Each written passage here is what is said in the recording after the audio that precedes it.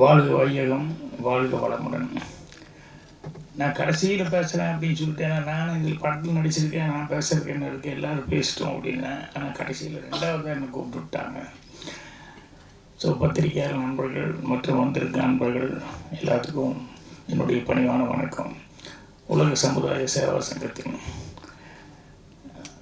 மரியாதைக்குரிய தலைவர் பத்மஸ்ரீ மயிலானந்தம் ஐயா அவர்களுக்கும் மற்றும் அவர் கீழே வந்து அவருடைய அழைப்பை ஏற்று வந்து இந்த விழாவை வந்து சிறப்பித்த மரியாதைக்குரிய அமைச்சர் அவர்களுக்கும் அப்புறம் துணைத் தலைவர்கள் இருக்காங்க, வரவேற்புரை நாகராஜா இருக்காங்க, இன்னும் நிறைய பேர் அரங்க அவர்கள் எல்லாமே இதில் கலந்துக்கிட்டவங்க, எங்களுடைய சினிமாவை சேர்ந்தவங்களும் நிறையா பேர் இருக்காங்க. எல்லாத்துக்கும் என்னுடைய பணிவான வணக்கம். தலைவர் அவர்கள் பேசும்போது ஒரு வார்த்தை குறிப்பிட்டார். என்னென்னா, சொர்க்கம் நரகம் ரெண்டுமே இங்கே தான் இருக்குது, மண்ணில் தான் இருக்குது அப்படின்னு. உண்மைதான். ஏன்னா சொர்க்கத்துக்கும் நரகத்துக்கும் வாசல் ஒன்று தான், அது நம்ம வாய் தான். நம்ம வாயிலிருந்து வர்ற வார்த்தையை பொறுத்து தான் சொர்க்கம் இருக்குது, நரகம் இருக்குது. என்னென்னா, சாமியும் சரி சைத்தானும் சரி ரெண்டுமே இருக்குது மனுஷங்கிட்ட. அது தவிர்க்க முடியாமல் வந்து சேர்ந்துருச்சு. என்னன்னு தெரியல. இந்த பாம்பேயில் வந்து ஒரு ஸ்கூலில் வந்து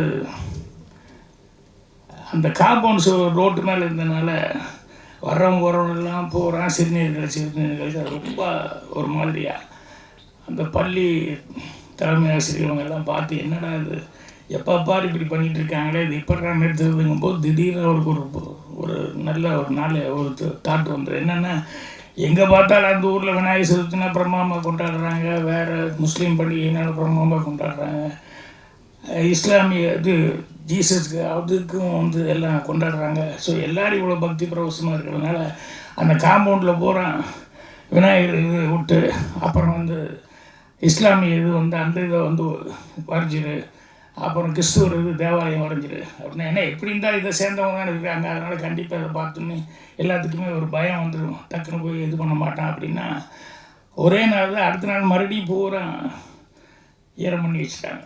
என்னென்னா, அவன் சாமி விட்டு அடுத்த சாமி மேலே அடித்தா தப்பு இல்லைன்ட்டு நேராக போய் அதில் பூந்துட்டான். ஸோ மனுஷனை சரி பண்ணுறதுங்கிறது கஷ்டம். புத்தர் தான் வந்து காடி துப்பினவனை வந்து பரவாயில்லன்னு சிரிச்சுக்கிட்டே எடுத்துக்கிட்டாரு. அதே மாதிரி நபிகள் நாயகம் வந்து துரோகம் பண்ணவனை வந்து அன்போடு அரவணைச்சிக்கிட்டாரு. அதே மாதிரி ஜீசஸ் கண்ணத்தில் அரைஞ்சவனை வந்து மறுகண்ணத்துக்கு காமிச்சார் அப்படிங்கிற மாதிரி. ஆனால் இந்த 3 பேர்த்து தான் கும்பிட்றது தான் மெஜாரிட்டி இருக்காங்க. ஆனால் நாட்டில் கலவரமும் அவங்க அன்பை போதிச்சாங்கன்னு சொன்னோம்னா இங்கே அடிதடி வந்து குறையிறதே இல்லை, அது இருந்துகிட்டே இருக்குது. ஸோ அதனால தான் சொன்னேன், சாமி சைத்தான் ரெண்டும் இருக்குது, சாமி கும்பிட்றவங்களும் இருக்கான், சைத்தான் உள்ளே இருக்குது அப்படின்ட்டு. இது என்னென்னா, இந்த மரியாதைக்குரிய ஆட்டுத்தந்தை மகரிஷி ஐயா அவர்கள் இந்த ஆலியார் திருக்கோயிலில் போய் அந்த மனவளக்கலை இந்த பயிற்சி அப்படிங்கிறது வந்து என்ன அப்படின்னா, அதாவது 2 வாழ்க்கை தான் மனிதனுக்கு. ஒன்று வந்து தனக்காக வாழ்கிறது ஒரு வாழ்க்கை, அடுத்தவங்களுக்காக வாழ்கிறது ஒரு வாழ்க்கை. தன்னுடைய வாழ்க்கை பிறருக்காக அர்ப்பணித்து அடுத்தவங்களுக்காக வாழ்கிறது இந்த 2வது கொஞ்சம் கஷ்டம். ஏன்னா தன்னிறைவு அடைஞ்சால் தான் எல்லோரும் போய் எல்லாம் செய்ய முடியும். ஆனால் தனக்காக வாழ்றதா சிறப்பாக வாழ்ந்துக்கணுமே அப்படிங்கிறது இந்த மனவளக்கலை. நம்ம உடம்பு நம்ம மனம் அதை கரெக்ட் பண்ணிக்கணும் அப்படின்னு சொல்லிட்டு அதுக்கு ரொம்ப எளிய முறையில் தான் இதை பண்ணியிருக்காங்க. ஸோ இந்த மனவளக்கலை இருந்தது அப்படின்னு சொல்லி சொன்னோம்னா கண்டிப்பாக வந்து நம்ம உடம்பு சுத்தமாக இருக்கும், ஆரோக்கியமாக இருக்கும். ஸோ அது சீராச்சினாலே நம்ம சீராயிட்டாலே நம்மளை சுற்றி இருக்கவங்கள நம்ம சீர்படுத்திக்க முடியும் அப்படிங்கிற மாதிரி. இது எனக்கு நான் வந்து நடிக்கணும்னு சொல்லி டைரக்டர் சுப்பிரமணிய பாரதி வந்து கேட்கும்போது இதை முதல்ல என்னென்ன தெரிஞ்சுக்கிட்டு அப்புறம் செய்கிறேங்க, ஒன்றும் தெரியாமல் அங்கே வந்து நடி அப்படின்னு சொன்னோம்னா எனக்கு ஒரு மாதிரியாக இருக்குங்க. அப்புறம் தாம்பரத்துலேருந்து இந்த இதை சேர்ந்தவங்க வந்து எனக்கும் பூர்ணிமாவுக்கும் வந்து ஒரு வாரம் பயிற்சி கொடுத்தாங்க. அது பத்தாது, இருந்தாலும் என்னன்னு தெரிஞ்சுக்கிறதுக்கு வந்து ரொம்ப உபயோகமாக இருந்தது. ஸோ மினிஸ்டர் சாமிநாதன் சார் சொன்ன மாதிரி அவருக்கு என்ன இருக்குதுன்னு அவங்க வந்ததுக்கப்புறம் தான் தெரிஞ்சுதுங்கிற மாதிரி எங்களுக்கு இல்லாத ஒன்றும் இல்லைங்கிறது அதுக்கப்புறம் தான் நாங்கள் தெரிஞ்சுக்கிட்டோம். அந்தளவுக்கு அதில் ஒன்று செய்யும்போது அப்படி திரும்பிட்டு இப்படி திரும்புங்கன்னா அப்படி திரும்பினோட நிற்கிற மாதிரி ஆகிப்போச்சு.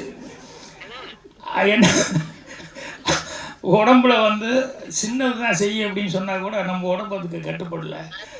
அந்த மாதிரியெல்லாம் உபாதியெல்லாம் இல்லாமல் இருக்கிறதுக்காக இதெல்லாம் வந்து சொல்லி கொடுத்துட்டு அதுக்கப்புறம் தான் நடிக்க போனோம். அப்புறம் நான் போனேன், சரி ஜீவாலாம் நம்ம கூட நடிக்கத்தான் வந்திருக்காரு அப்படின்னு சொல்லிட்டு போனேன். அப்புறம் பார்த்தா அவர் ஜீவா ஏற்கனவே ரொம்ப காலத்துக்கு முன்னாலேயே மெம்பரு. அவர் சினிமாவில் வந்து இந்தளவு சினிமாவில் நடிக்கிற ஆள் வந்து இதெல்லாம் வந்து மனவளக்கலை வந்து பிரமாமா வந்து இதை கற்றுக்கிட்டு இதை 4 பேர்த்துக்கு உபயோகப்படுற முறையில் சொல்லிக்கிட்டு இருக்காரு அப்படிங்கிறது. இந்த மனவளக்கலை நான் சொன்ன மாதிரி நம்ம சீராயிட்டோம்னாலே நம்ம உடம்பு சீராக இருந்தது, மனசு சீராக இருந்தாலும் நம்ம சுற்றி இருக்கிறத சீராக வச்சுக்க முடியும் அப்படிங்கிறதுக்கு ஒரு உதாரணம் தான். இங்கிருந்து நாங்கள் நடிக்க போனப்போ அங்கே வந்திருந்தவங்க நிறைய பேர் வந்து எந்த அளவுக்கு எங்களை கவனிச்சுக்கிட்டாங்க, எந்த அளவுக்கு அக்கறையோடு, அதாவது அவங்க சினிமாக்காக வந்திருக்காங்க அப்படிங்கிற மாதிரி இல்லாமல் அங்கே இருக்கிற ஒவ்வொருத்தரும் அவங்கெல்லாம் உண்மையான அன்போடு இது இவங்க நல்லா தெரிஞ்சு நல்லா கற்றுக்கிட்டு இவங்க போகணும் அப்படின்னு சொல்லிட்டு அவ்வளவு உள்ளன்போடு வந்து எங்களை கவனிச்சுக்கிட்டாங்க. அது எனக்கு ரொம்ப சந்தோஷமாக இருந்தது. தலைவர் அவர்கள் வந்து நாகராஜ் சாருக்கு ரெக்கமெண்ட் பண்ணிட்டு இருந்தார், நடிக்கணும் நீங்கள் அப்படின்னு. இதில் தலைவரே நடிச்சுட்டாருங்கிறது தான் பெரிய சமாச்சாரம். எனக்கு வந்து பரிசு கொடுத்து பேசுகிற மாதிரி தலைவர் வந்து பேசியிருந்தார். அதனால் இப்போ எங்களுக்கெல்லாம் என்ன ஒரு சந்தோஷம்னா, இவங்க சினிமா எடுக்க போய் ஆனந்த வாழ்க்கையில் எல்லோரும் இவங்கெல்லாம் நடிக்கிற ஆகிட்டாங்க போது பாருங்கள், நம்ம இனத்தோடு சேர்ந்துட்டாங்க. ஏன்னா சினிமாக்காரங்க அப்படின்னு ஒரு மாதிரியாக சொல்லுவாங்கல்ல, யோ எங்கள் வீட்டை யாரெல்லாம் இருக்காங்க, எங்களை போய் சாதாரணமாக சினிமாக்காரங்கன்னு சொல்லாதீங்க இனிமேல் அப்படின்னு சொல்லிட்டு மரியாதைக்குரிய மகரிஷி ஐயா அவர்களுடைய அன்பர்கள் எல்லாமே அவருடைய சேவா சங்கத்தை சேர்ந்தவங்களே சினிமாவில் இருக்காங்க. அப்படிங்கும்போது அது ஒரு எங்களுக்கு ஒரு பெருமையான ஒரு சமாச்சாரமாக எடுத்துக்கிறோம். அதனால் இந்த படமாக வந்து இது எடுத்திருந்தா கூட இதனுடைய பயன் அவர் வந்து எல்லா இடத்துக்கும் இது போய் சேரணும் அப்படிங்கிறது தான் அவங்களுடைய உள்நோக்கமாக இருந்தது. அந்த உள்நோக்கம் நான் கிளைமேக்ஸுக்கு சொன்ன மாதிரி நிறைய பேர் இந்த படம் பார்க்குறவங்க எல்லாத்துக்குமே தன்னால் முடிஞ்ச வரைக்கும் யாராவது ஒவ்வொரு கிராமத்தையும் ஒவ்வொரு தத்து எடுத்துக்கிறாங்க அப்படின்னு சொல்லியிருக்க, கிராமத்தை தத்தெடுக்கிறாங்களே இல்லையோ தன்னை சுற்றி இருக்கவங்க யாராவது 1-2 பேர்த்துக்காவது அவங்களால உதவி செய்யணும் அப்படிங்கிற அந்த மனசுக்குள்ளே அது வந்துடும். அது ஒருத்தர் பக்கத்தில் அக்கம் பக்கம் இருக்கவங்கள ஒருத்தர் கவனிச்சுக்கிட்டாலே அதே ஒரு பெரிய சமாச்சாரம். ஏன்னா பிரார்த்தனை கூட நம்ம சொல்கிறது என்னென்னா, நமக்காக பிரார்த்திக்கிறத விட நம்ம அடுத்தவங்களுக்காக பிரார்த்திக்கணும்னா நம்மளை பிரார்த்திக்கிறதுக்கு நிறைய பேர் இருப்பாங்க. ஸோ அந்த மாதிரி இந்த மனவளக்கலை வந்து இதை கற்றுக்கிட்டோம் அப்படின்னு சொல்லி சொன்னோம்னா, நம்ம வந்து எல்லாத்துக்கும் சொல்லி கொடுக்கும்போது என்னென்னா எல்லாருமே ஒரு சீரான ஒரு மனநிலைக்கு வருவாங்க அப்படிங்கிறது இந்த படத்தை பார்க்கும்போது எல்லாத்துக்குமே உண்மையாகவே அந்த ஃபீலிங் வரும். அதே மாதிரி 4 பேர்த்துக்கு உபயோகமாக நம்ம வாழ்க்கை இருக்கணும் அப்படின்னு சொல்லி சந்தோஷத்தில் பெரிய சந்தோஷமே அடுத்தவங்களை சந்தோஷப்படுத்தி பார்க்குறது. அதுதான் பாக்கிய ஆரம்பிக்கும்போது நான் கேப்ஷனாகவே அதுதான் எழுதியிருந்தேன். ஸோ இந்த மனவளக்கலை பயின்றாங்க அப்படின்னு சொன்னோம்னா கண்டிப்பாக அடுத்தவங்களை சந்தோஷப்படுத்துகிற அளவுக்கு அவங்க வாழ்க்கையை அவங்க அர்ப்பணிப்பாங்க அப்படின்னு சொல்லிட்டு நம்பிக்கை இருக்குது. இந்த படத்தில் நடித்தது எனக்கு வந்து ஒரு பெருமையான சமாச்சாரமாக இருக்குது. 2வது இவ்வளோ உபயோகமான ஒரு சமாச்சாரம் இது வந்து நீ எல்லா அவர் சொன்ன மாதிரி உலகம் பூரா இருக்கிற தமிழர்கள் எல்லாத்துக்கிட்டையும் போய் சேர்றது. தமிழர்கள் மட்டுமல்ல, மனிதர்கள் எல்லோரும் இதை பார்த்தாங்கன்னா மொழி மாற்றம் செய்யும்போது இதனுடைய பயன் என்ன அப்படிங்கும்போது எல்லா லாங்குவேஜ் இப்போவே நம்ம பார்க்குறோம். யோகா கற்றுக்கிறதுக்கு அங்கே இங்கே நிறைய இடங்களில் பார்த்தீங்கன்னா ஃபாரினர்ஸெல்லாம் நிறைய பேர் வந்து எல்லாருமே வந்து கலந்துக்கிட்டு எல்லாம் பண்ணிக்கிட்டு இருக்காங்க. ஸோ அதனால் இந்த ஆழியார் திருக்கோயிலில் சொல்லிக் கொடுக்கக்கூடிய இந்த மனவளக்கலை அப்படிங்கிறது அருட்தந்தை மகரிஷி அவர்களுக்கு அது வந்து எல்லாத்துக்கும் வந்து இது பண்ணி கொடுத்தது.